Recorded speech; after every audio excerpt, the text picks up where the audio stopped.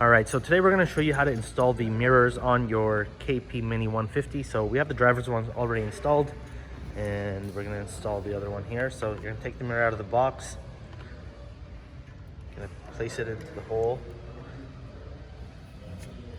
hand tighten, and then you're going to start twisting your mirror, just like that.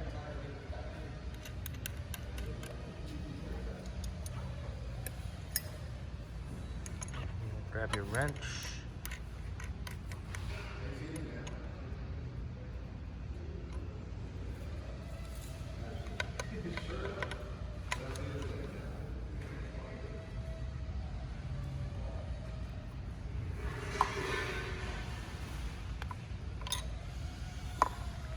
And that's it.